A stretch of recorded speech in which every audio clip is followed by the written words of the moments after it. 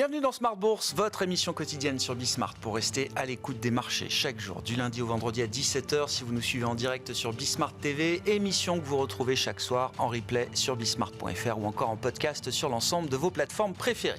Au sommaire de cette édition ce soir, on dressera bien sûr un premier bilan de cette semaine sur les marchés européens et français, particulièrement marqué par le retour du risque politique ou à minima des incertitudes envahissantes autour de la scène politique française qui ont eu un impact lourd sur les actifs français en premier lieu, mais avec des phénomènes de contagion qu'on a pu observer à l'ensemble des marchés européens. Est-ce qu'on est sur un risque spécifique, idiosyncratique français, ou est-ce qu'il y a un risque systémique qui pourrait se développer partant de la situation politique française? C'est une question qu'on pourra se poser avec nos invités de Planète Marché dans un instant. En attendant, tout le monde regarde, toute la Planète Marché a les yeux à nouveau sur les spreads européens et notamment le spread entre la dette française et la dette allemande qui a pu atteindre jusqu'à 80 points de base en cette fin de semaine. On notera toutefois que le rendement de la dette française à 10 ans à 3,10% est sur les niveaux qui prévalaient avant l'élection européenne et a fortiori avant l'annonce de la dissolution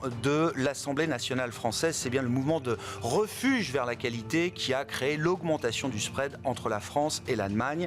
Pour les actions françaises, c'est une semaine de déroute totale puisque le CAC 40 aura effacé en quelques séances tous ces gains accumulés sur les 6 premiers mois de cette année 2024. Vous aurez le détail de ces mouvements dans un instant avec Pauline Gratel et puis confirmation qu'il y a bien un océan qui sépare la France et Wall Street, l'Europe et Wall Street, puisque les marchés actions américains ont poursuivi sur leur lancée, battant record sur record pour les grands indices S&P 500 ou encore Nasdaq, avec même le retour en guest star d'Apple au firmament. Après un run de 10% cette semaine, Apple est venu reprendre sa place de première capitalisation boursière à Wall Street dans le sillage notamment de la conférence des développeurs d'Apple qui aura marqué ces derniers jours. Voilà donc pour le bilan de la semaine. Discussion à suivre avec nos invités de Planète Marché dans un instant. Et puis dans le dernier quart d'heure, comme une fois par mois, nous ferons un point sur les dernières tendances dans l'industrie des ETF en termes de flux de collecte, en termes d'émissions de nouveaux produits. Et c'est le directeur des investissements de Yomoni qui sera avec nous comme à chaque fois dans le dernier quart d'heure de Smart Bourse à partir de 17h45.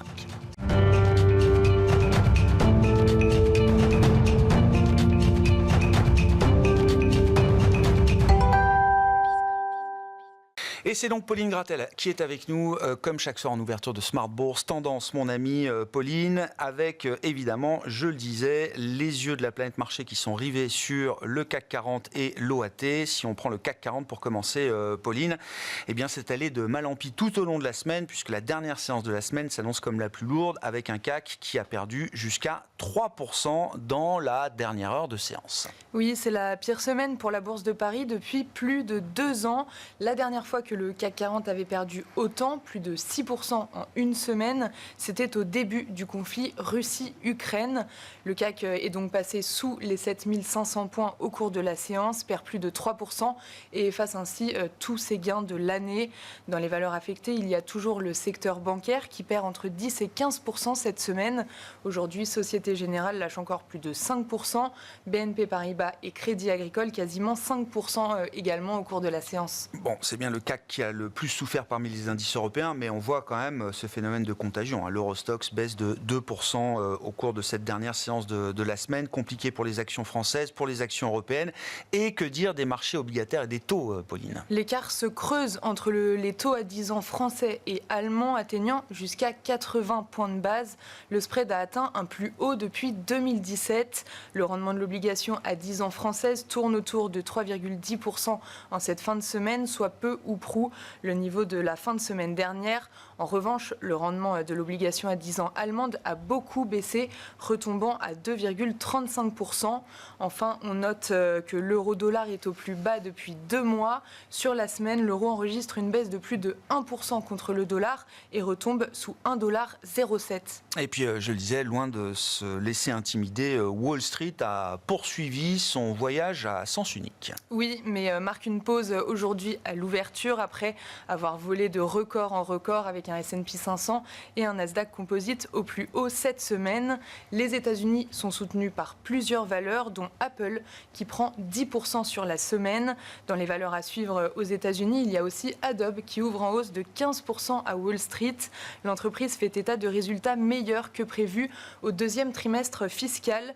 Le chiffre d'affaires est en hausse de 10% et le bénéfice net de 21%. Et puis du côté des situations spécifiques françaises, en l'occurrence, nous revenons à nouveau sur le dossier Atos avec encore des informations qui font bouger l'entreprise et sa cotation aujourd'hui. Oui, parce que l'État fait une offre de 700 millions d'euros pour acheter les activités sensibles de Atos, une offre qui a pour but d'éviter que ces activités stratégiques ne tombent entre les mains d'un acteur étranger. Le titre bondit de 18%, à mettre quand même en perspective avec les 23% perdus cette semaine. Au-delà de la politique française, qu'est-ce qui retiendra l'attention des investisseurs la semaine prochaine, Pauline ? Le début de semaine sera marqué par des statistiques plutôt américaines, comme l'indice Empire State de la Fed de New York pour le mois de juin, la production industrielle et les ventes de détail de mai. En zone euro, les investisseurs seront attentifs à l'estimation finale de l'inflation pour le mois de mai. Enfin, la Banque d'Angleterre rendra sa décision de politique monétaire. Tendance, mon ami, chaque soir en ouverture de Smart Bourse, les infos clés du jour sur les marchés avec Pauline Gratel sur Bismart.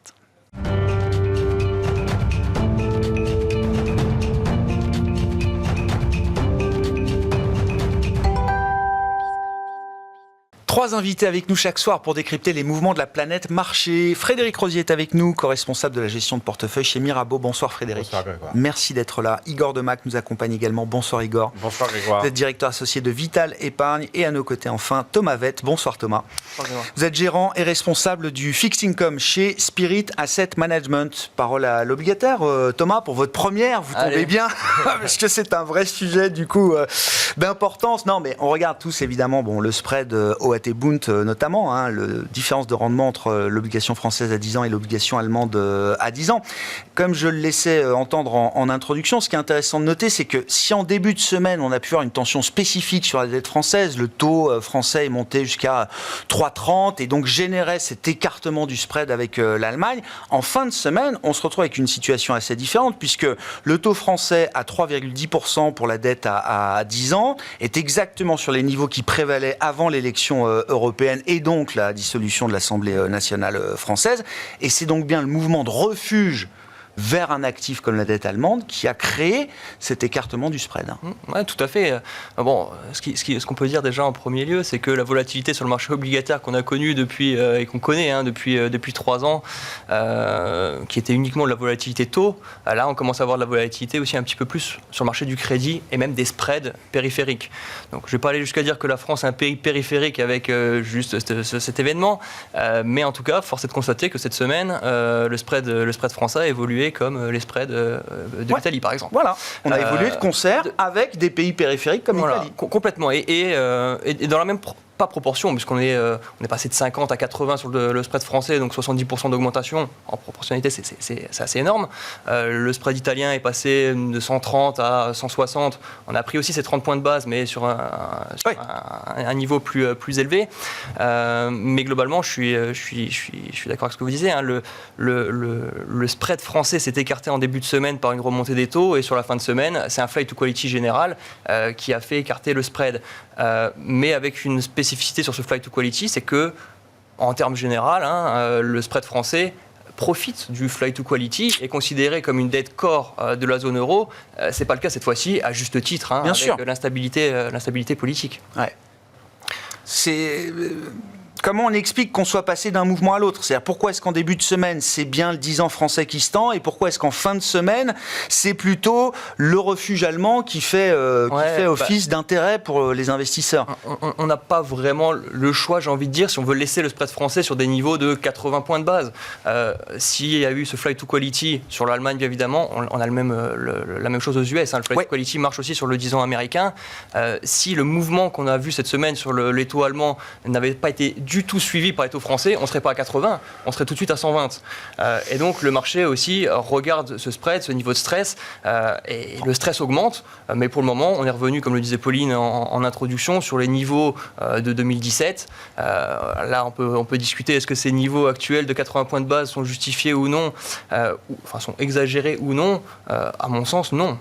Aujourd'hui, il y a un vrai risque. En 2017, si on prend le comparatif, on se remet en avril 2017, quelques jours du premier tour, possibilité d'avoir un second tour Mélenchon-Le Pen, donc la dette française qui stresse, qui monte à 80 points de base de spread versus Bund. Si on prend aussi d'autres paramètres, le déficit français à ce moment-là était à 3,7. La dette publique française représentait 100% du PIB, donc c'est des niveaux qui étaient déjà élevés. On se remet aujourd'hui, l'instabilité elle est quand même autre, elle est encore exacerbée puisque c'est une élection législative qui va avoir lieu. Il y a encore plus de risques aujourd'hui, à mon sens, que ce soit la gauche, ou l'extrême gauche ou l'extrême droite fasse un gros score aux législatives. Donc il y a un risque d'instabilité politique encore plus important que 2017, puisque 2017 il suffisait à Emmanuel Macron de passer au second tour pour globalement gagner contre l'un de Ça s'était calmé assez vite. Ça s'était calmé très vite. Là, on sait que dans tous les cas, il n'y aura pas une bonne solution, même si Macron arrive à avoir il n'aura pas une majorité, à avoir quelques députés élus. Quelques députés élus, il devra composer. Ah ouais. Donc aujourd'hui, 80 points de base de spread. Donc le 80 de 2017, ça donnerait quoi au pic en 2024 dans la situation actuelle? Alors, si on essaye un exercice de transposition ou de translation. J'ai pas la boule de cristal, mais force est de constater qu'aujourd'hui le déficit il est à 5,5, la dette publique elle est à 110, 115. On est sur des niveaux d'endettement et de déficit supérieurs à 2017 avec une instabilité supérieure. Donc le spread il doit être supérieur et il peut être supérieur de manière durable. À ce qu'on a vécu en 2017. Donc les niveaux actuels, ce sera peut-être la nouvelle norme, mais on va passer par un pic qui peut atteindre 120, 130, avant de faire réagir potentiellement la Banque Centrale Européenne. C'est un ordre de grandeur de ce qui serait un seuil de douleur vraiment qui mettrait toutes les institutions européennes en mission, j'allais dire, sur le sujet? Le 120, 130, c'est l'équivalent du 300 sur le BTP, à mon sens. Sur la dette italienne. D'accord. Qui sont 250, 300 de spread, c'est souvent ce qui est indiqué comme étant des seuils un peu d'alerte où quelques alarmes peuvent retentir ici et là dans les salles de marché, notamment peut-être du côté de la Banque Centrale Européenne. Avant d'en arriver là, Igor, votre bilan de la semaine et le rationnel des mouvements qu'on a observés depuis lundi sur la France et puis le phénomène un peu quand même de diffusion à l'Europe qu'on ne peut pas nier.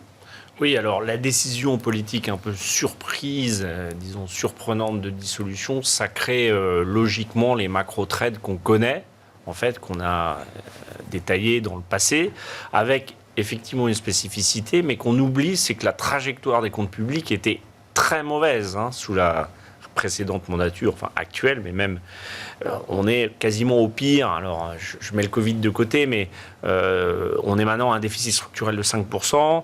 Et on ne peut pas bénéficier de la même complaisance que les États-Unis. On n'a pas de réserve, de monnaie de réserve. Nous, l'euro, c'est un Deutsche Mark déguisé, donc c'est pas nous qui le pilotons véritablement. Et de toute façon, avec les déficits jumeaux et l'endettement public, donc je pense que c'est une excuse pour les marchés d'enclencher les macro-trends qu'on connaît, c'est-à-dire l'Europe périphérique. Mais donc ce qui était exagéré, c'était d'avoir un spread France-Allemagne à 30-40, quoi. Oui, et puis il faut quand même voir qu'aujourd'hui encore, c'est très complaisant. Je veux dire, 3,10 sur le 10 ans français ou 3,15 avec 2,5 d'inflation, en taux réel, c'est rien du tout. C'est finançable pendant des années à ce niveau-là. Donc il n'y a pas de risque de faillite tel qu'on le décrit. Il y a un macro-trend qui se met en place chez les anglo-saxons. C'est très simple. En fait, on leur a donné vraiment une vraie facilité pour faire ça sur les banques françaises, sur les actions françaises, sur les small caps. Il y a un playbook, oui. Là, c'est celui qui, lundi matin, met pas un ordre de vente à découvert sur tous ces mécanismes et ne se rachète pas peut-être dans 2, 3, 4, 5 semaines, il faut qu'il change de métier, vraiment. Mais c'est un no-brainer, quoi. Voilà, je pense qu'aujourd'hui, c'est très simple. Et c'est un petit peu dommage d'avoir donné dans la main de ce genre d'investisseurs. Après, la trajectoire des comptes publics est très mauvaise et depuis 1974, on n'a pas un budget en excédent. Et donc, c'est ça le on avait la même véritable trajectoire. On avait la même trajectoire il y a une semaine. Quand le spread est à 40, avec les métriques budgétaires dégradées telles que vous les signalez, Igor, ça veut bien dire que dans le statut de l'OAT, il y a quelque chose d'autre qui fait qu'on n'est pas traité de la même manière qu'un comparable sur le marché de la dette. Pour l'instant, et ce quelque chose-là, visiblement, il a lâché quand même. Parce que nos voisins, même s'ils subissent un peu par contagion ou contumace nos soucis, eux ont fait des efforts. On signale les efforts du Portugal, on signale l'Italie qui a énormément travaillé sur sa dette publique. Ils ont perdu 20 points de pourcentage de dette publique.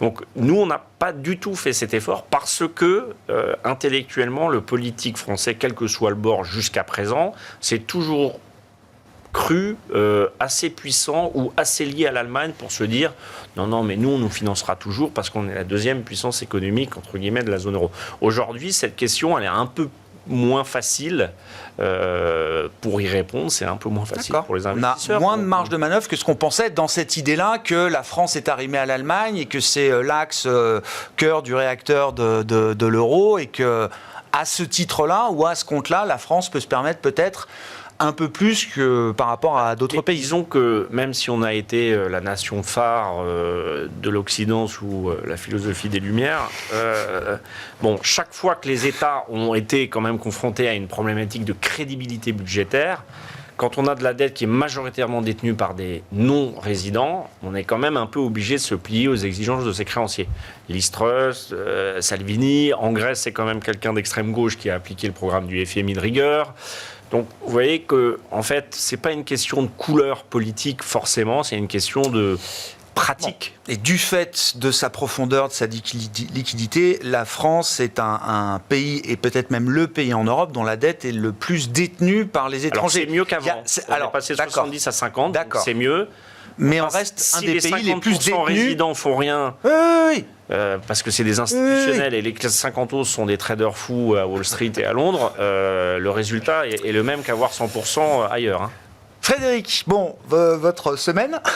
Et puis, la question quand même un peu pratico-pratique, quoi. C'est-à-dire, quelles décisions est-ce qu'on a été amené à prendre pour le compte des clients que vous avez chez Mirabeau ? Je vous avouerai que c'est peut-être la semaine la plus facile qu'on ait eue. Je vais être provocateur là-dessus, mais lundi, on ouvre, on connaît les programmes des deux bords. On voit tout de suite que concession, ça va taper, banque, assurance, ça va taper.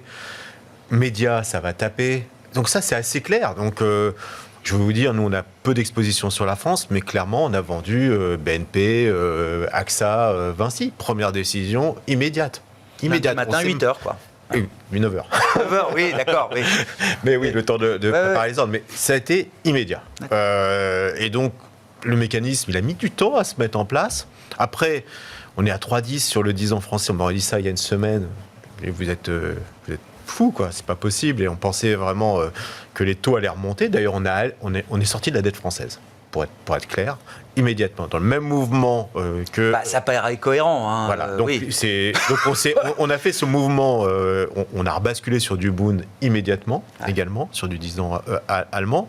Et puis, il y a un phénomène aussi, on l'a oublié quand même par rapport à l'écartement des spreads. La BCE, aujourd'hui, a des mécanismes, des mécanismes anti-fragmentation qui permet, alors on verra si on l'ajuste un jour, parce que la règle d'application de cet outil anti-fragmentation de la BCE, honnêtement, c'est si on a une tension sur les spreads de manière, on va dire, non volontaire, en tout cas non provoquée par les où on en est aujourd'hui. Est-ce que l'écartement des spreads est voulu ou pas ? Donc c'est une question qu'on doit se poser, mais c'est vrai qu'il y a ça à garder en tête, c'est qu'aujourd'hui, la BCE a des mécanismes pour limiter l'impact de la remontée des taux.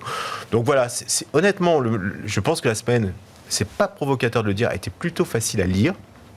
En tout cas du côté français, il a été de manière assez homogène. D'ailleurs, les titres ont baissé de manière homogène. C'est allé de mal en pis. C'est-à-dire que vraiment, le marché lundi, mardi regarde avec un peu de distance. Et puis, au fur et à mesure, effectivement, c'est tout à fait consistant avec le storytelling politique. Exactement. On va dire qu'on a une baisse par des flux indiciels qui ont mécaniquement fait baisser le marché, avec la surpondération des baisses sur les acteurs que j'ai cités au préalable. Petite quand même modification, je trouve, aujourd'hui, c'est qu'on commence à... Alors, dans une baisse, c'est du relatif, mais on commence à avoir des petites distinctions quand même sur l'indice qui montrent que, oui, on va peut-être un petit peu loin sur des acteurs qui n'ont aucun chiffre d'affaires en France ou quasiment aucun chiffre d'affaires et qui baissent de manière par complaisance et par symétrie avec l'indice. Et là, je trouve qu'aujourd'hui, c'est une petite indication quand même. On commence à faire la distinction quand même un petit peu sur les valeurs et celles qui sont concernées par les dégradations. C'est pas des ventes paniques, là. Là, je dirais que c'est non, pour l'instant, il n'y a pas de panique. La vol est montée. Ce qui est très intéressant. Vol et volume, hein. Les vols et volumes. Mais ce qui est très intéressant, c'est que j'ai rarement vu une différence de vol entre l'Europe et les États-Unis de cette manière. C'est-à-dire qu'il doit y avoir 5 ou 6 points de vol d'écart. On a normalement une sorte d'homogénéité d'évolution de la vol. Et là, pour le coup, on a un écart. Il y a un océan qui s'est parlé d'eux aujourd'hui. Honnêtement, pour quelqu'un qui fait un peu de trading et de hedge, commencer à jouer un peu sur l'écartement de vol, c'est peut-être pas idiot aussi. Il y a peut-être quelque chose à faire de ce point de vue-là. Ouais. Et sur l'idée de la BCE, moi je veux bien qu'on en discute. Alors on est dans la fiction pour l'instant, mais Christine Lagarde qui s'exprimait encore aujourd'hui, visiblement elle a complètement balayé une question qui lui était posée sur la France et est-ce que la BCE allait venir soutenir la France et son marché obligataire. Je me souviens en revanche très bien de ce qu'elle disait quand ils ont dessiné le TPI en l'occurrence, puisque c'est ce filet de sécurité qui avait été mis en place à l'été 22 dans le cadre du resserrement monétaire qui allait venir. Le sujet à l'époque c'était l'Italie avec ensuite l'élection de Giorgia Meloni. À chaque fois, Christine Lagarde précisait que le TPI, certes, il y a une approche très discrétionnaire, mais en tout cas, ce pourquoi le TPI n'est pas fait, c'est d'aller corriger des choix et des erreurs de politique intérieure. On veut bien défendre un pays qui serait soumis à des attaques non justifiées venant de l'extérieur, attaques de marché, j'entends. En revanche, si les réactions de marché sont la conséquence d'un choix de politique intérieure, c'est pas cet instrument-là que... Je dirais c'est la France. Et le discours et la, et la pratique. Et c'est juste se dire que cet outil existe. Et pour quelqu'un qui souhaiterait attaquer la France, c'est prendre aussi ce risque de se prendre un petit retour de bâton. Donc voilà, de dire que le mécanisme existe, c'est quand même peut-être aussi ce qui explique pourquoi on n'est pas plus haut au moment où on se parle. D'accord avec cette idée, Thomas, que quand même, dans l'esprit des investisseurs obligataires, on sait que derrière la France, il y a aussi la Banque Centrale Européenne et que, bon, attention à ne pas se mettre en face trop violemment d'une banque centrale comme la BCE. Non, c'est évident. Et outre le TPI, même s'il y a des réductions d'APP et du PEPP, il y a quand même... Donc les plans de quantitative easing, oui. Il y a quand même des réinvestissements qui se font chaque mois à un rythme un peu moins... Ouais. Et ça, par contre, Christine Lagarde a le toujours PEPP, c'est censé s'éteindre en fin d'année, là. C'est ça, 7,5, ça s'éteint en fin d'année, mais le PEPP continue. Et ça décroît. Mais il y a toujours moyen d'ajuster aussi les réinvestissements. Ça, elle a toujours dit que la flexibilité du réinvestissement... Le PEPP offrait beaucoup de flexibilité. Voilà, l'APP un peu moins. L'APP un peu moins. Mais ce que je veux dire, c'est que chaque mouvement de la BCE vis-à-vis de la France sera quand même scruté, surveillé de près, à commencer par les pays partenaires, pour s'assurer que tout ça se fasse quand même dans un cadre juridique solide. Après, on peut tout envisager. Là, on est dans la fiction, comme oui. vous le disiez. Le TPI peut être utilisé, même si c'est vrai que je suis plutôt du parti de dire qu'actuellement, c'est un ajustement logique de marché avec une situation économique, enfin surtout politique, qui est en train de se mettre en place. Mais la Banque Centrale Européenne aussi pourrait, à un moment donné, pourquoi pas, si on reste dans la fiction, prolonger un petit peu le PEPP, revenir là-dessus, plutôt qu'utiliser le TPI et de le mal l'utiliser. Ouais. Donc c'est pas impossible aussi qu'elle revienne sur des choses qu'elle a dit. En cas de niveau... Voilà. À 80 points de base. Non, 120-130. C'est ce que vous disiez. 120-130, on commence à réfléchir à des moyens peut-être... 80 points de base, il n'y a pas de... Et puis on voit sur le marché du crédit aussi, on n'en a pas parlé en restant sur le marché obligataire. Ouais. Sur le marché du crédit, très peu de réactions en début de semaine. Les spreads investment grade n'ont pas bougé. Donc les émetteurs français n'ont pas souffert en début de semaine. Non, alors sauf les bancaires qui ont commencé, mais les émetteurs investment grade n'ont pas souffert, même jusqu'à la fin de semaine. Là, le marché investment grade suit le flight to quality. Donc le crédit investment grade se porte bien. Sur le high yield, on s'est élargi de 40 points de base. C'est pas incroyable sur la semaine, c'est une remontée normale. On est passé de 300 à 340 sur les spreads high yield. Il y a les subordonnées financières, bancaires, et les rangs de subordination les plus élevés, donc les COCO, les T1, qui ont, elles, perdu 5-6 figures. 70, donc les actifs les plus risqués dans cet univers-là. D'accord. Qui ont perdu un petit peu, mais le reste se tient bien pour le moment. On a même, il y a des émetteurs français là qui ont des taux, des taux inférieurs à la dette française aujourd'hui, c'est ça, Thomas Sanofi, LVMH ont des rendements à 10 ans inférieurs à la dette. S'ils veulent émettre aujourd'hui, ils payent moins que la France pour placer de la dette. En même temps, en tant qu'investisseur, vous préfériez prêter votre argent à LVMH ou à la France. Le marché le dit très bien. Igor, oui, alors je ne sais pas vos commentaires sur la BCE, si on veut aller un peu dans le scénario fiction pour l'instant, mais bon, il faut quand même avoir l'idée d'un filet de sécurité de ce point de vue-là. Et puis, est-ce qu'il y a quelque chose d'un changement structurel quand même de la perception du marché, des investisseurs globaux vis-à-vis de l'OAT? Je reviens à ce sujet. Est-ce que 30-40, c'était pas un peu exagéré? Et est-ce que demain, structurellement, quoi qu'il arrive le 30 juin et le 7 juillet et au-delà, la prime de risque sera un peu plus élevée désormais pour la France? Moi, j'adore ça, mais plutôt au cinéma. Donc, je pense que, en plus, j'aime pas trop interpréter les banquiers centraux. C'est l'agent économique financier le plus puissant. Donc, effectivement, il ne faut pas trop se mettre en face. Certes. Ce que je pense sur la situation, c'est que d'abord, la création de l'incertitude, évidemment, c'est ça que les marchés valorisent. Après, ils sont allés très vite dans la crédibilité budgétaire et donc dans le résultat des législatives, parce que on parlait de 2 bornes, en fait, il y en a 3 dans les sondages. Ils ne sont pas non plus très éloignés. Donc là, moi, j'ai l'habitude de dire on ne gère pas avec sa carte d'électeur. On voit effectivement qu'il y a des opportunités. On parlait d'LVMH ou de BNP. Je pense qu'il vaut mieux être même maintenant actionnaire de BNP avec le rendement du dividende plutôt que créancier. Parce qu'à ces niveaux-là, évidemment... On a reconstitué un peu de primes sur ces actifs-là. On met une taxe de 5% sur le profit des banques sur les 5 prochaines années, qu'on leur empêche de verser des dividendes, mais bon, encore une fois, tout ça, c'est un peu tôt pour imaginer. Donc, c'est des macro-trends faciles et tout se recorrèle à la baisse quand ça va mal dans une zone monétaire. L'euro a baissé, les spreads ont augmenté, pas tellement, mais ils ont quand même augmenté, l'OAT, les actions. Donc là, on est dans un mouvement un peu de... pas panique, mais moutonnier, tout ça va mal. Bon, la situation... Et c'est des mouvements dont on peut imaginer qu'ils puissent se renverser? Oui, d'ailleurs, il y a une. Enfin, je pense qu'il y a un scénario qui, d'ailleurs, je pense dans les sondages se voit, c'est que gouverner va être assez ardu puisqu'il y aura des blocs et donc la tendance d'une non-majorité va être en plus accentuée. D'accord. Ce sera encore moins gouvernable que l'Assemblée précédente, quoi. La dissolution, on l'a déjà fait 5 fois en France dans des conditions différentes et avec des majorités derrière absolues. Qui était contre, entre guillemets, le parti du président. Mais là, c'est tout à fait nouveau. Donc ça, on ne peut pas empêcher les marchés de mettre une prime à cette nouveauté. Il y a aussi quand même, je pense, une prime à l'imprévisibilité de la décision politique, parce que je ne suis pas sûr que ça soit... pour une décision aussi majeure, l'annoncer quelques heures après des résultats, ça fait un peu colérique. Je pense que la tempérance et l'impétuosité, le fait de ne pas être impétueux pour ce genre de sujet, moi je pense que ça rassure les investisseurs. Donc ça va rester quand même, d'être capable de créer un choc, même si, encore une fois, la France va se financer à 3%, 3,10% en taux nominaux, donc défale de l'inflation, donc là on est quand même dans l'argent gratuit. En termes de finances publiques, ça n'allait pas avant, ça ne va pas plus mal au moment où on se parle. En revanche, le déficit structurel de la France, surtout si on promet qu'en 2025 on va finalement faire baisser les factures d'électricité, parce que en fait c'est la course à l'échalote. En France, ce qui marche, c'est offrir des chèques aux gens, quel que soit le bord. Mais il y a un moment où ça coince. Là, ça coince. C'est un peu ce que dit le marché. On ne peut pas faire éternellement des chèques, sinon après il faut dévaluer, on ne peut plus, ou il faut annuler une partie de la dette. Non, mais concrètement, moi je veux bien.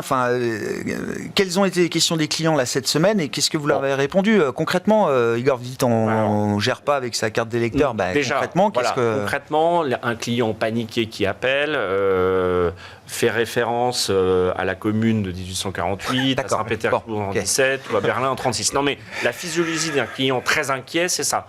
Après, vous allez dans la rue, les gens, ils pensent à quoi? Il n'y a pas eu assez de soleil. Je grossis le trait, mais c'est surtout le pouvoir d'achat. Ils n'ont pas tort.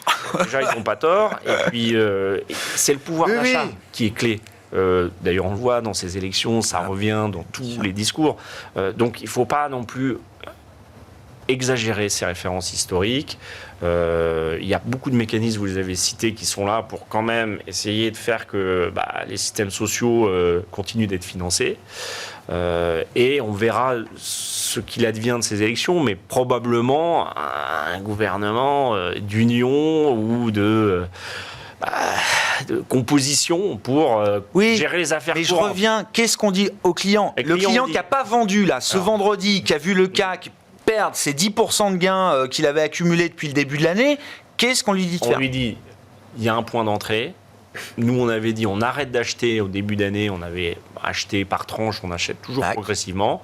On leur avait dit, il y aura de la volatilité sur les élections européennes, sur l'été et avec l'élection des gérontocrates. Donc le client qui a été programmé pour ça. Donc là, on lui dit, oui, ça commence à être un point d'entrée, mais il faut quand même attendre. Il y a encore d'autres éléments volatiles. Pardon, j'ai été un peu long. Non, mais ça m'intéresse, parce que c'est ça qui m'intéresse, moi. Mais il faut y aller. Alors, Frédéric, même question. Enfin, c'est quoi le playbook après, là, une fois qu'on a semi-négatif OAT, qu'on a vendu BNP, etc. Enfin, c'est quoi le coup d'après auquel on... Déjà, il est rodé à l'exercice, surtout depuis 2020. Qui, le client ? Le client, oui. Voilà. Et on sait très bien que le mauvais mouvement, c'est de vendre dans la panique.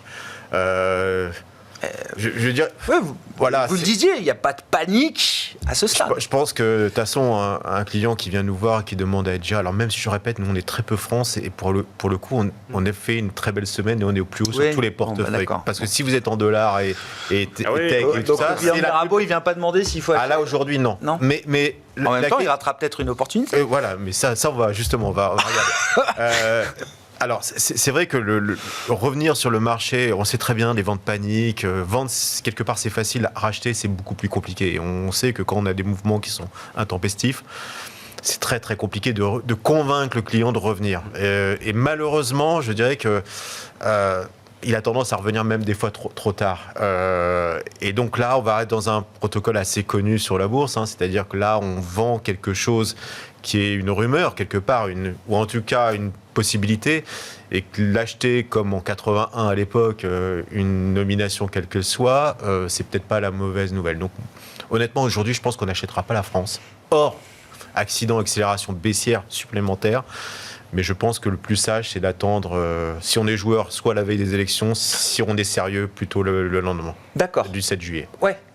Mais le lendemain, les conditions pourraient permettre...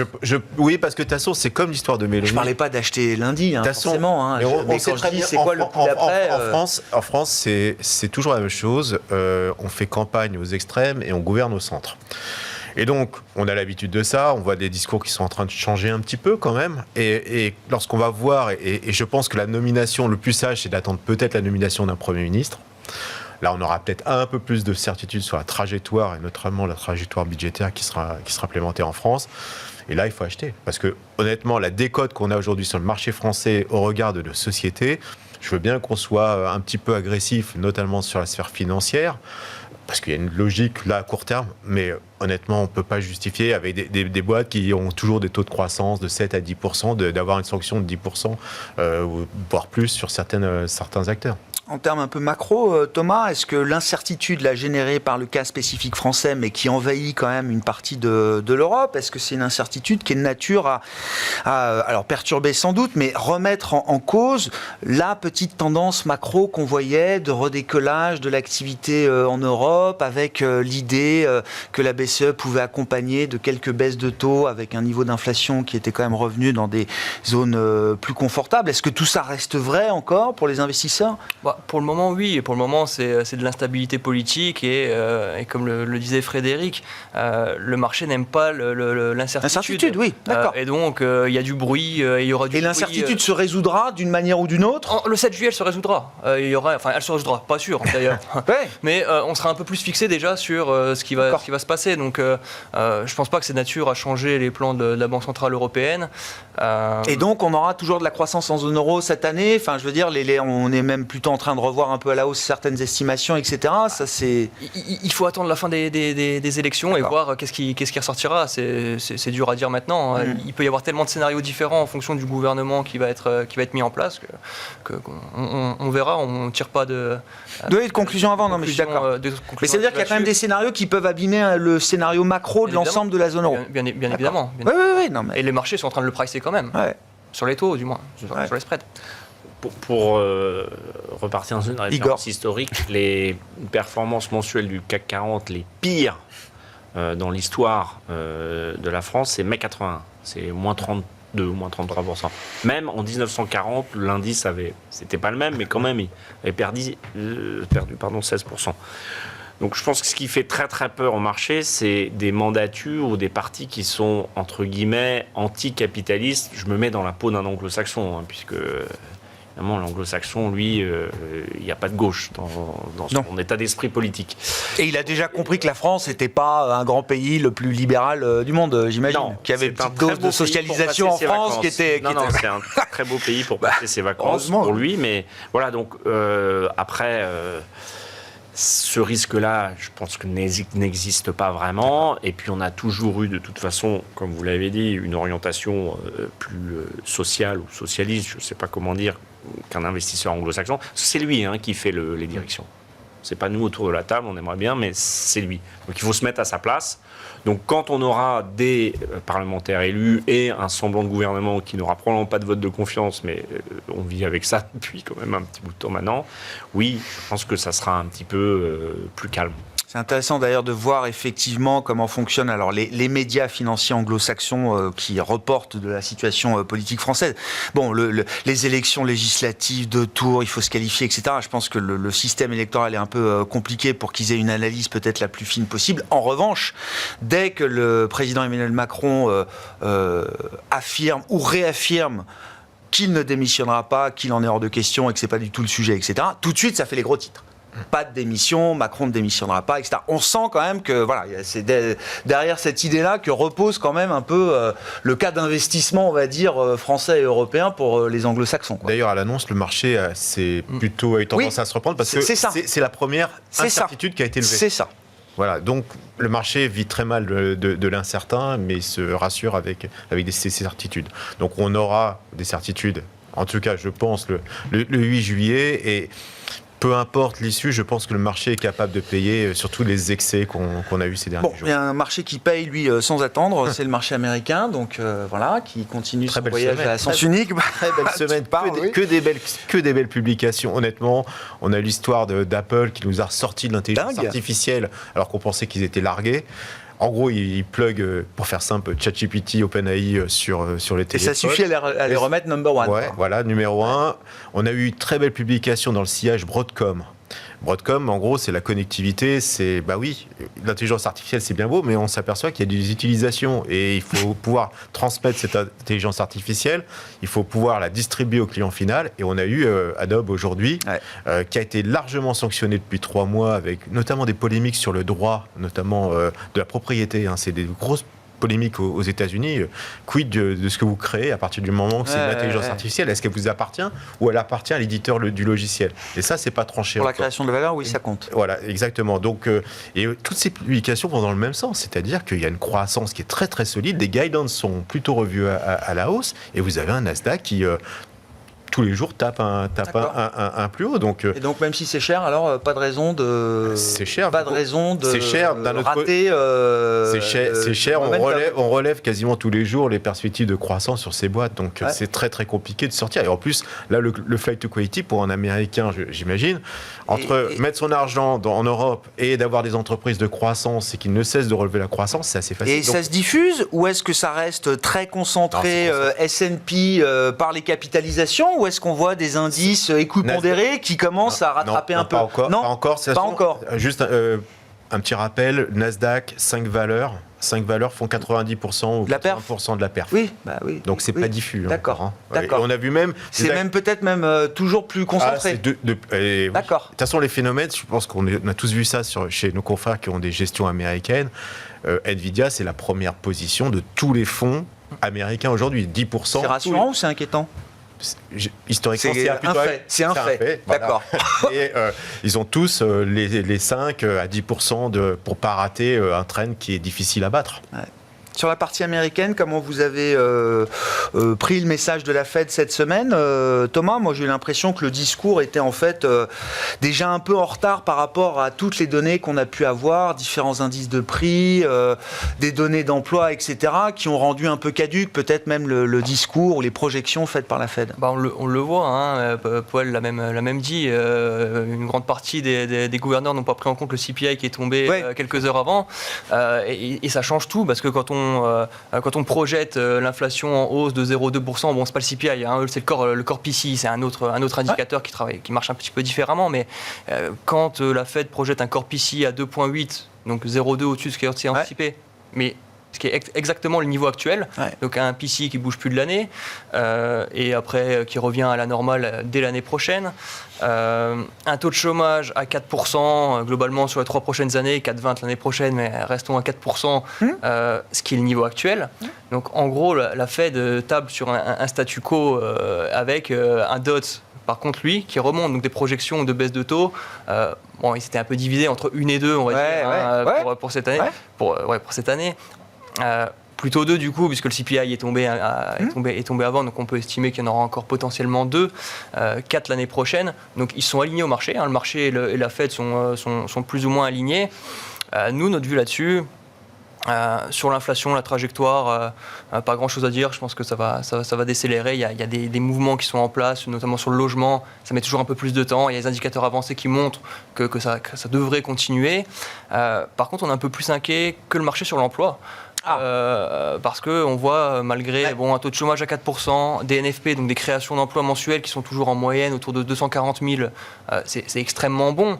Mais quand vous regardez dans le détail de ces chiffres, il y a quand même des éléments qui laissent à penser que c'est vraiment en train de se dégrader. Je pense notamment au temps plein et temps partiel. Il y a une grosse augmentation des jobs à temps partiel versus temps plein. Et ça, quand on regarde sur les 50 dernières années, ça a souvent été... La qualité du marché du travail est plus la même aujourd'hui. Les multiple job. Et ça plaide pourquoi? C'est-à-dire que le risque pour la Fed, c'est de devoir en faire un peu plus que ce qu'elle a signalé au précédent meeting. Ça, c'est le risque pour la Fed et c'est l'opportunité pour les investisseurs. J'ai envie de dire, sans parler de courbes, parce que bien évidemment, avec un 10 ans aujourd'hui à 4,20, il y a plus beaucoup de marge de baisse. Il y a déjà une partie qui est dans les cours. Mais sur la partie courte des courbes, je pense qu'il y a encore vraiment à jouer avec une Fed qui, à mon avis, sous-estime ce qu'elle va devoir faire. Il faudrait que toutes les planètes soient alignées pour que l'inflation diminue progressivement, que le marché de l'emploi, bon an, mal an, ça va, et qu'il cut doucement. Donc ça veut dire quand même que ce qu'on pensait qui allait être un cycle de réajustement monétaire un peu brouillon, disparate, etc., en fait, c'est en train assez nettement de converger vers quelque chose d'assez cohérent, en tout cas au sein du G7, de ce point de vue-là.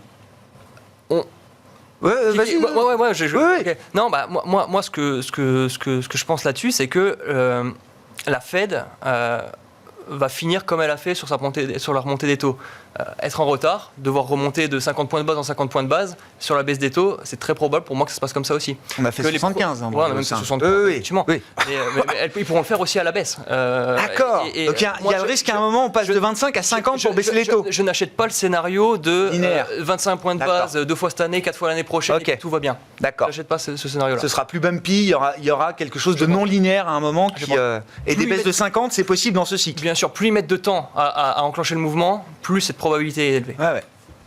Sur ces mouvements monétaires. C'est la théorie de l'optionnalité. Tant qu'ils n'ont pas commencé, ils ont encore l'option 1 de décider d'une baisse et 2 de son ampleur. Après, quand on commence, on s'est déjà grillé 1 ou 2 options. Donc là, pour l'instant, ils attendent le moment, je pense, opportun. Le risque, c'était macroéconomiquement soit une surchauffe, soit avec les chiffres de l'emploi, des petits effets récessifs. Surchauffe, peut-être pas. Je pense qu'on est plutôt justement à se dire, on va devoir relancer un peu la machine parce que l'emploi est moins bon. Il y a le risque d'endettement public quand même, un peu partout dans le monde. Et puis il y a le risque politique américain, entre guillemets, le risque politique, là on le voit. L'incertitude. L'incertitude. Donc tout ça, ça ne milite pas pour faire des choses de manière trop impétueuse, c'est ce que je veux dire. Et puis quand on est banquier central, on ne peut pas faire comme un politique, promettre.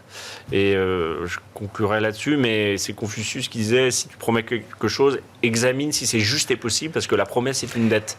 Et donc ça reboucle les promesses politiques et la dette publique. Parce qu'en fait, c'est aussi ça le sujet en Europe, mais ça sera le sujet de Jérôme Powell et aussi des 2 candidats à l'élection américaine. Bon, finalement, quelque chose de plus synchronisé que ce qu'on imaginait à un moment entre la BCE, enfin les banques centrales européennes au sens large, et ce qu'on peut attendre peut-être de la Fed désormais. Même si elle partira un peu en décalé, il y a quand même l'idée derrière qu'il y aura quelque chose d'assez on entendait quand même des voix, synchronisé. des voix, en tout cas, certains qui imaginaient que soit la Fed remonte les taux, que la BCE ne pouvait pas baisser ses taux avant la Réserve fédérale. On entendait des choses comme ça. Donc, honnêtement, pour l'instant, tout ce qu'on vit, on n'a pas toujours compris ce qui se passait au niveau des banques centrales, mais honnêtement, je pense qu'aujourd'hui, c'est plutôt... c'est plus clair. C'est pas le sujet. Non, je crois. C'est moins un sujet. On arrive à comprendre. Ouais. Arrive à comprendre. Donc, d'ailleurs, finalement, il y a très très peu de mouvements, je trouve, par rapport lorsque des décisions sont prises ou lorsqu'il y a effectivement le FOMC. Je trouve qu'il n'y a pas non plus une volatilité qui explose. Je trouve qu'il y a une forme de cohérence qu'on n'a pas vue. Ce qui a fait bouger les taux cette semaine, c'est pas le FOMC, c'est l'inflation, le rapport sur l'inflation aux États-Unis. C'est plus très ça. Clairement. Et c'était le rapport sur l'emploi la semaine précédente. C'est plus ça. Dans un sens puis dans l'autre, quoi. Oui, je me rappelle, il n'y a pas si longtemps, Powell, lors d'une conférence, parlait effectivement de cette inquiétude sur l'inflation. Ça a agité un peu le marché. Une demi-heure, puis après c'était revenu normal. Donc, je pense qu'aujourd'hui, les banques centrales, effectivement, sont peut-être un peu plus lisibles qu'elles ne l'étaient par le passé. Bon, place à la Banque d'Angleterre la semaine prochaine dans la séquence Banque centrale de ce début d'été. Merci beaucoup, messieurs. Merci d'avoir été les invités de Planète Marché ce soir. Frédéric Rosier, co-responsable de la gestion de portefeuille chez Mirabeau, Igor Demac, directeur associé de Vital Épargne, et Thomas Vett, gérant et responsable du Fixed Income chez Spirit Asset Management.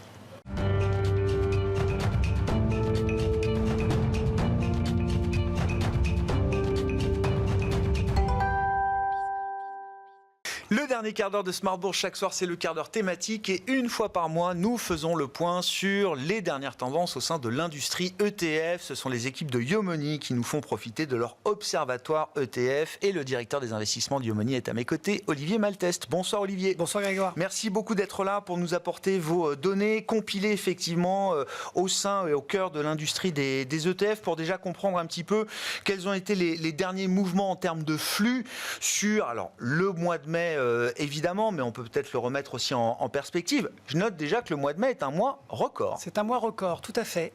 C'est le plus beau mois depuis 3 ans, depuis que nous, on suit l'Observatoire. Et on est à 27,4 millions de souscriptions sur le mois de mai, donc de collecte nette sur les ETF. Donc c'est vraiment un mois record. Et si on prend un peu de perspective, si on regarde par rapport depuis le début de l'année, donc avril, on ne s'était pas vu en avril, mais ça avait été un mois relativement faible, donc mai rattrape bien. Et si on regarde depuis le début de l'année, on est à 80 milliards de souscriptions de collecte nette sur les ETF, ce qu'il faut ramener à 60 milliards l'année dernière en 2023, depuis le début de l'année. Et donc du coup... Sur la même période ou c'était sur la même période. Et sur la fin, on avait fini à 160. D'accord. Mais donc du coup, on a un rythme bien plus soutenu, parce qu'on est déjà à la moitié de la collecte de l'année dernière. Et du coup, on est quand même bien en avance par rapport à l'année dernière. Donc un fort mois. On voit, le précédent mois était janvier 2022 qui était important. Mais c'est vraiment un mois record côté collecte. Un mois qui sort un petit peu effectivement des écrans par rapport au standard. Où est-ce que comment cette collecte s'est répartie effectivement en fonction des différentes classes d'actifs? Alors elle s'est répartie essentiellement sur les actions avec 17,8 milliards. Là c'est le meilleur mois depuis janvier 2022, donc c'est pas un mois historiquement très élevé. On avait eu 22 milliards en janvier 2022, mais c'est quand même un très très bon mois. Les obligations aussi font un bon mois avec 7 milliards de collecte. On sait que 2023 avait été une année très obligataire, mais là c'est quand même un très très bon mois avec 7 milliards de collecte sur le marché obligataire. Et même les matières premières ont collecté. Ce qui nous était pas arrivé depuis le mois de mars 2023. Et vous allez me demander sur l'or en particulier, parce que ça fait quand même des mois que l'or décollecte, et l'or ne décollecte plus. On a une toute petite collecte de 180 millions environ sur l'or sur le mois de mai. Les métaux précieux globalement collectent, et même l'or se remet à collecter. On se souvient qu'il y a eu de nombreux mois, alors que globalement les prix de l'or montaient. Alors que les prix n'arrêtaient pas de monter. C'était pas via les ETF, puisque les ETF... C'était la Banque centrale chinoise notamment, entre autres, et les achats des banques centrales. Bon, on verra si les particuliers ont raison de venir collecter et se mettre sur l'or à ce moment-là. Mais si on regarde un peu dans le détail des actions et des obligations, qu'est-ce que dans l'univers action, qu'est-ce qui a été plébiscité, privilégié par les investisseurs? En termes de collecte, on reste un petit peu sur la même chose, c'est-à-dire les grosses capitalisations, surtout couvertes en risque de change, les indices européens couverts. Et alors les grosses capitalisations aussi en actions japonaises, parce qu'il est un peu contracyclique, parce que le mois de mai n'a pas été très très bon en termes de performance sur les actions japonaises, mais en tout cas il y a toujours de la collecte. On reste très très fort sur les valeurs technologiques. et il y a un retour aussi sur les actions émergentes. Globalement sur la collecte. En termes de décollecte, alors là c'était vraiment très spécifique, c'était vraiment des pays. Donc il y a eu certainement des gros flux un petit peu spécifiques. Il y a eu la Suisse qui a décollecté, les actions allemandes et italiennes aussi ont décollecté. Les grosses capitalisations européennes. Et aussi sur du très spécifique, sur des zones américaines aussi. Il y a eu un peu de sortie. Mais là, c'était beaucoup plus diffus. C'est vraiment plutôt des collectes nettes qu'on a eues. En termes de rachats, il y a eu forcément des rachats, mais qui ont été moins marqués. Mais ça a été vraiment très spécifique sur des pays, sur des zones, sur ce qu'on observe sur le mois de mai. Ouais. Dans l'univers obligataire, où sont allés les intérêts des investisseurs? Obligataires, donc les obligations mondiales couvertes. Donc mondial, c'est le global aggregate qui reprend à la fois du souverain et du corporate, merci. Les souverains US spécifiquement, et toujours, et ça c'est pratiquement tous les mois depuis l'année dernière, les obligations à échéance, donc les ETF à échéance. On verra dans les sondes. Il y en a eu des nouveaux qui sont arrivés, d'autres acteurs arrivent. Mais ça, globalement, ça continue d'intéresser avec le niveau de taux. Donc on voit qu'y compris sur les ETF, un certain nombre d'investisseurs continuent à parier sur plutôt une baisse des taux dans les mois à venir. Et donc on verrouille du rendement. Et donc on verrouille du rendement, exactement. C'est les concurrents des fonds à échéance bien connus qui sont lancés depuis longtemps, donc là sous le format ETF, qui continuent de très bien collecter. Sur les décollectes obligataires, donc on a le souverain euro court terme. Donc là, je pense qu'on anticipait un petit peu la baisse des taux puis c'est réalisé. Donc plus de suspense. Mais au mois de mai, du coup, ça s'est décollecté là-dessus. Et en termes de décollecte aussi, plutôt un marché un peu risk-off sur l'obligataire, parce qu'on est sorti de l'émergent. On est sorti aussi des entreprises américaines. Donc il y a eu des flux un peu de sortie là-dessus. Donc c'est plutôt un mouvement, hormis le souverain court terme européen, c'est plutôt un mouvement un peu risk-off sur le côté obligataire qu'on a pu observer sur les flux. Est-ce que le filtre, la dimension ESG est toujours dans cette idée d'un affaiblissement par rapport aux années précédentes où on avait vu effectivement très faible. Un boom. Effectivement, c'est encore très très faible. Donc si on regarde sur les actions, il n'y a que 9% des flux qui ont été sur des dynamiques vraiment ESG. Donc c'est très très bas. En termes d'encours globaux, c'est environ dans les 22%. Donc on est vraiment sur très très bas. L'obligataire, c'est 6%. Et le mois dernier, ce qu'il faut avoir en tête sur le mois dernier c'est qu'on avait eu sur les actions une décollecte nette sur le côté ESG, purement ESG. Donc on avait 10 milliards de collectes sur le non-ESG et 4 milliards de décollectes sur l'ESG. Et ça, la décollecte vraiment sur l'ESG, c'est quelque chose qu'on n'avait pas vu. Oui, effectivement, on voit sur la série là. C'était nouveau. Donc on a, ça c'était étonnant le mois dernier. On avait même eu une décollecte. Donc là, on revient sur une collecte, mais relativement faible, toujours sur l'ESG et toujours de la méfiance des investisseurs par rapport aux performances. C'est intéressant parce que les émetteurs d'ETF ont émis quand même beaucoup de produits ESG alignés sur les accords de Paris, etc. Ça a été une énorme vague. Ils continuent à chercher à innover, notamment par le côté ETF actif. C'est aussi un des biais. Donc ils continuent à innover et globalement, là, par contre, il y a toujours de la méfiance en raison des performances qu'on a pu connaître et qu'on continue aussi à connaître. Avec une grosse dispersion cette année selon les thématiques ESG. Et donc on le voit en termes de volume, c'est très très... Bon, on verra un petit retour en bourse du renouvelable ces dernières semaines. On a eu l'opération Neoen, on a eu des grosses valeurs d'énergie renouvelable aux États-Unis aussi qui avaient enregistré des forts rebonds. Est-ce que c'est le genre d'événement qui pourra marquer un regain d'intérêt pour le thème ESG au sens large? Sur le classement des émetteurs, qu'est-ce qu'on peut dire à l'issue du mois de mai, au-delà du fait que BlackRock est toujours premier? Oui, c'est les flux mai, on a laissé flux mars, mais c'est les flux mai évidemment. BlackRock est toujours premier avec... Alors 30% par contre environ des flux, donc c'est un peu en dessous de leur taille globale. Amundi redevient deuxième sur le mois. Donc en fait, on a les trois premiers qui sont vraiment dans l'ordre. BlackRock, Amundi et Deutsche Bank, enfin DWS, qui sont vraiment dans l'ordre par rapport à leur taille sur le marché européen. Donc là, pas trop de surprises. La surprise vient plutôt un peu de Vanguard, qui est très très bas par rapport sur le mois de mai, par rapport à d'habitude, et donc qui parut une place sur le classement global. State Street arrive du coup à se positionner. Et Amundi, en ayant rattrapé un petit peu son retard et en se positionnant bien, arrive à regagner un rang dans le classement par rapport au flux 2024. Mais voilà, donc pas trop de grosses surprises, pas de gros changements en termes de flux.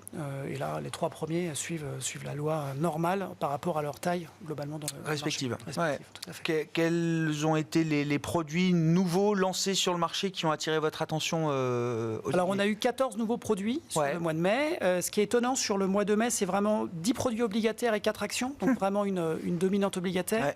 Et au sein des obligations, une dominante sur les ETF à échéance fixe. Il y en a eu beaucoup. beaucoup. Et là, c'est le moment d'en remettre une vague avant les baisses de taux des banques centrales. Et surtout, donc iShares était arrivé l'été dernier, donc on a important cette technique-là. Voilà. Donc iShares, on lance 4 nouveaux. Hein. Ils élargissent un petit peu la gamme. Hein. Ils en lancent fréquemment en fonction des maturités et des devises.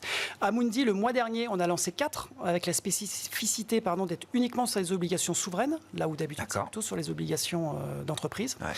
Et on a aussi Invesco qui en a lancé 5, donc en dollars, qui allait de 2026 à 2030 en termes d'échéance, et qui est donc un nouvel acteur sur les obligations, sur les ETF à échéance. Donc on voit, c'est une grosse dynamique. On l'a vu en termes de collecte et aussi en termes de lancement. Les différents acteurs suivent iShares, du coup, qui a eu un gros succès avec cette gamme. Et donc du coup, voilà, ça fait plus de concurrence et plus de diversification, c'est bien. Je voulais qu'on prenne quelques minutes. Déjà, pour que vous nous parliez du positionnement de Yomoni pour le compte des clients. Et puis, qu'est-ce que vous avez pu observer cette semaine, notamment, et je parle bien sûr de ce qui s'est passé spécifiquement autour des actifs français du CAC 40. Déjà, à travers des ETF sur la France, est-ce qu'il faut signaler ou noter des mouvements particuliers de rachat plus importants que d'habitude? Est-ce que c'est quelque chose qu'on a pu observer ou pas, Olivier?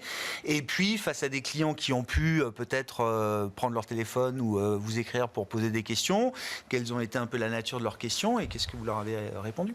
Alors, on les a rassurés. Alors, peut-être on peut revenir sur les flux. Évidemment, la situation a provoqué une baisse des marchés dès lundi. Forcément, c'était complètement inattendu, le fait de dissoudre l'Assemblée. Donc, on rentre dans une incertitude politique. Donc là, les marchés réagissent. C'est assez logique. Tout de suite, en n'aimant pas l'incertitude, en réagissant relativement négativement. Donc, ça a forcément fait des flux de sortie sur les actions françaises. On a vu aussi les taux qui sont un petit peu écartés. On a vu aussi, avec les chiffres de l'inflation américaine, que ça a été une bonne journée. Même là aussi sur les taux, puisque les taux, hormis les taux français, ont plutôt tendance à redescendre. Donc on voit aussi... Oubliez ce phénomène. Voilà, on a un mouvement de désinflation qui a mis quand même de la pression sur l'ensemble des rendements obligataires mondiaux et qui peut-être limite aussi le phénomène qu'on a pu observer. Exactement, donc il ne faut pas oublier ça. Et forcément, nous, on a un prisme beaucoup plus français et on est sur l'incertitude politique et on regarde ce qui se passe. Donc nous aussi, on croit fermement à la diversification chez Yomoni. Et donc, on rassure nos clients parce que les expositions directement en actions françaises ou en obligations françaises sont très limitées, y compris sur le PEA, puisqu'on a la chance, grâce aux ETF, de pouvoir être investi mondialement. Et donc, sur le PEA, par exemple, on a en exposition directement actions françaises une exposition qui est limitée à 3,7%, donc qui est très, très faible. D'accord. C'est le poids de c'est à la hauteur de ce que représente la France aujourd'hui, ou c'est même encore un peu moins? Non, pour l'instant, on est resté... D'accord. Voilà. Et on a plutôt un biais qui était... on était plutôt repassé long actions européennes pour des contraintes de valorisation et aussi parce qu'on se disait qu'avec la baisse des taux qui allait arriver, que le schéma était un peu plus facile. Et donc, plein de choses nous conduisaient à surexposer la zone européenne. Pour l'instant, on n'a pas bougé, on est resté. D'accord. Pourquoi est-ce qu'on n'a pas bougé? Parce qu'en fait, il ne faut pas se précipiter non plus. Il faut attendre aussi. Donc, on a avancé notre comité de gestion qui aura lieu en début de semaine prochaine, plutôt qu'être en fin de mois pour regarder vraiment ce qui se passe. Mais on est sur un risque politique. Beaucoup de choses ont bougé pendant la semaine. Les listes vont être déposées d'ici dimanche. On aura une vue un peu plus claire sur effectivement les alliances ou non, et on pourra voir ce qu'effectivement le marché a raison de pricer ou pas pricer et comment on peut se positionner. Donc, on ne se précipite pas. On a du coup, sur la performance du PEA, par exemple, un PEA qui, entre vendredi et jeudi soir, a globalement pas eu de performance. On est à 0,2 de performance globalement, donc plutôt flat, parce que c'est ce qu'ont fait les actions mondiales globalement. Là où le CAC, effectivement, perd environ 3,6.